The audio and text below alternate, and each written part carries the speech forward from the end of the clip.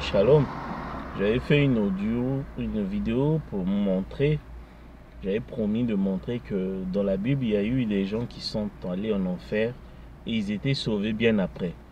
Pour vous dire que non, aller en enfer, c'est pas un signe de perdition définitive, non. L'enfer, c'est la séparation éternelle. Éternelle, là, ça ne veut pas dire l'éternité, c'est juste un certain temps. Donc, tu peux brûler pendant plusieurs années, des millions d'années. À un moment, ça va s'arrêter. Vous voyez? Donc, je veux montrer par des exemples de la Bible et du message qu'il y a eu des gens qui sont allés en enfer et ils sont sauvés.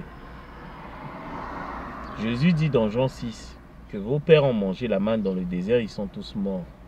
La mort, là, c'est la séparation éternelle. Tout le monde sait, c'est l'enfer. Et y compris Aaron et Myriam, ils n'ont pas atteint la terre promise, ils étaient morts dans le désert. Donc ils étaient séparés éternellement. Aaron était incrédule, j'ai montré dans Nombre 13.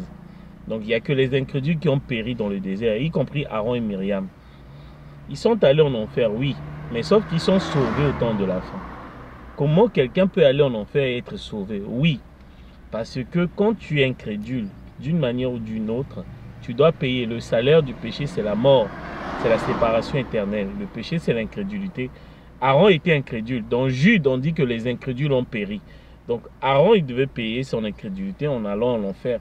Il n'a pas atteint la terre promise. Il était sauvé, oui. Aaron est sauvé, car le salut, c'est au temps de la fin. Pourquoi Aaron peut aller en enfer et être sauvé? Parce que Aaron, c'est une descendante de Jacob. Et la Bible dit dans Ésaïe 43 que l'Éternel justifiera et glorifiera tous les descendants de Jacob. Vous voyez, ça c'est au temps de la fin, justifiera, c'est au temps de la fin.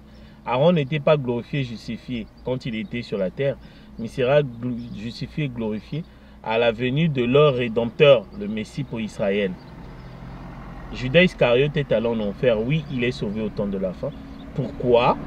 Parce que les pharisiens, ils sont allés en enfer, oui, mais ils sont sauvés au temps de la fin. Pourquoi? Trois raisons pour qui montrent que Judas est sauvé. Premièrement, il est le type des frères de Joseph qui ont vendu Joseph à 30 pièces d'argent. Joseph les a pardonnés en Égypte, donc chez les nations.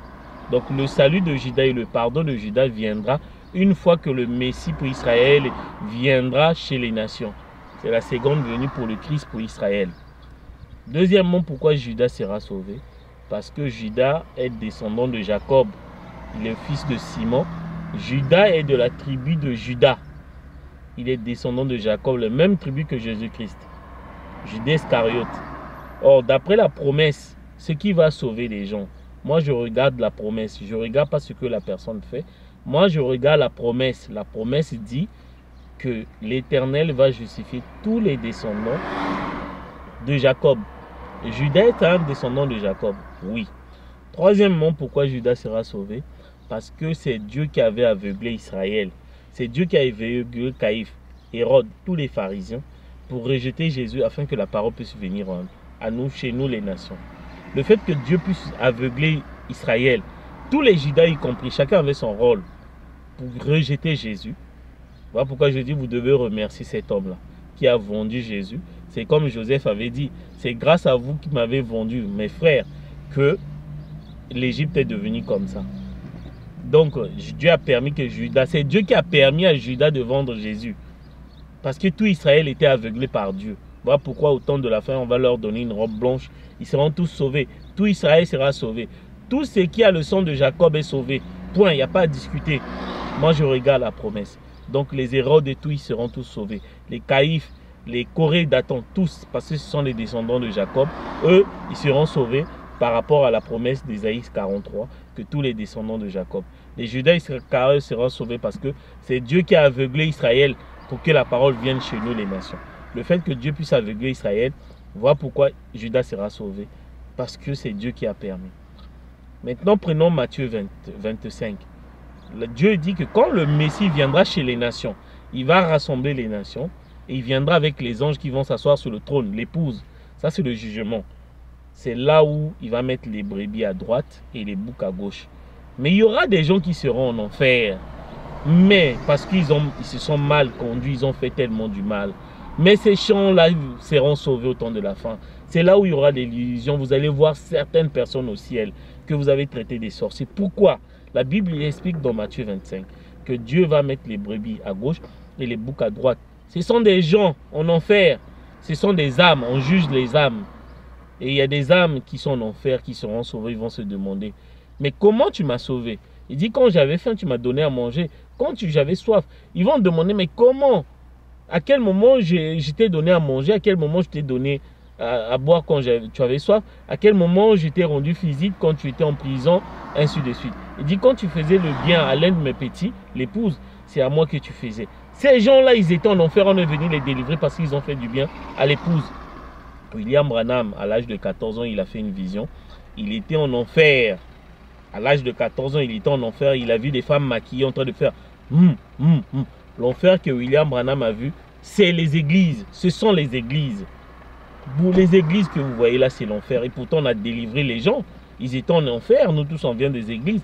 On a quitté l'enfer pour avoir le salut. De la mort à la vie. La mort, c'est l'enfer. Vous voyez. Les âmes qui sont en prison maintenant, les prisons, c'est l'enfer. Vous voyez. Donc on peut aller en enfer, les églises, ou l'enfer naturel, le feu, être sauvé. Oui, William Branham, les femmes maquillées là, c'était les églises. Il les a vues, les églises, en train de parler. Ils faisaient C'était la vision des femmes maquillées dans les églises. Voilà les prisons, voilà l'enfer. Pour dire qu'on peut aller en enfer, le salut c'est au temps de la fin, au jugement. Donc vous serez surpris de voir certaines personnes qui se sont mal comportées, mais au ciel, comment? Ils sont allés en enfer parce que le salaire du péché, c'est la mort. Ils doivent aller, tout le monde doit payer tout ce qu'il a fait sur la terre. Tout doit se payer. Donc la manière dont tu t'es comporté, tu dois payer ça. Mais le salut dépend d'une promesse. Si tu avais fait bien l'épouse, on a délivré les gens dans les églises. Aujourd'hui, c'est l'enfer. Mais alors, pourquoi vous ne voulez pas croire que si quelqu'un peut aller en enfer, il a la chance, ou il a une chance encore d'être sauvé? Parce que l'enfer n'est pas éternel. Que la gloire, l'honneur revienne à Elohim William Branham. Amen.